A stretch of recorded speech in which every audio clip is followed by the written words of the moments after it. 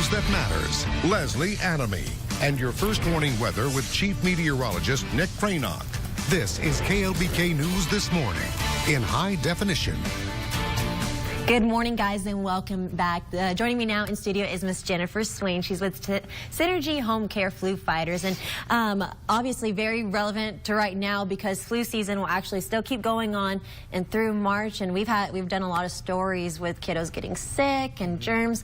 But you're here to talk about, making sure it doesn't spread across the family, especially our elderly relatives. Correct? Right. Mm-hmm. Yes. We at SYNERGY Homecare, we go out to seniors' homes and we help clean their house and we try to keep them safe.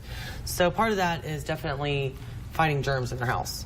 We help clean their house, and we have a lot of helpful tips for people out there also with kids and also with elderly parents that they're taking care of. What are some of those tips? Of course, we have the hand sanitizer. You want to wash your hands as often as possible, clean your hands, especially this time of year. Mm-hmm. What are maybe some other tips that people may not think about all the time? I was doing a little reading, and you have the paper towels right here. Use paper towels versus hand towels. I thought that was really interesting. Yeah, germs and viruses harbor for a really long time, and if you keep them in towels and hand towels, we do the best we can drying our hands off, but when those towels are sitting around for a long time, it harbors a lot of germs. So we suggest using hand towels. You can dispose of them. There's not, obviously you're not going to reuse them, so get rid of those germs immediately.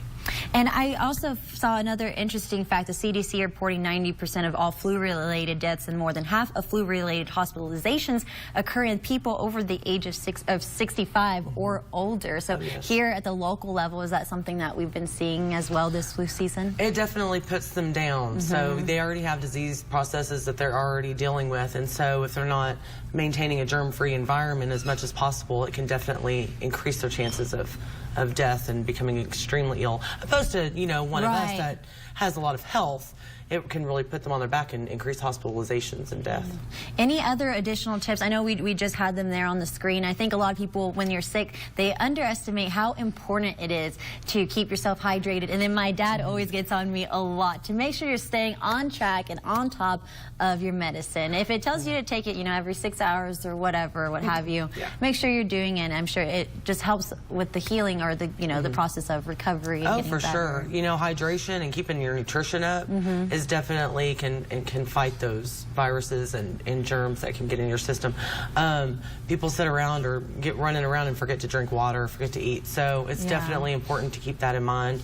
Wipe your counters down with Lysol wipes. We talk about Lysol spray, and that doesn't necessarily have to be every day.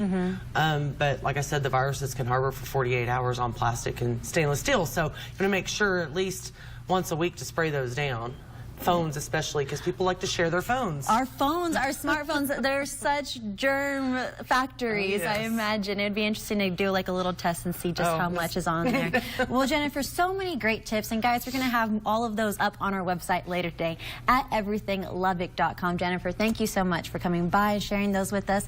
For now, guys, let's go ahead and check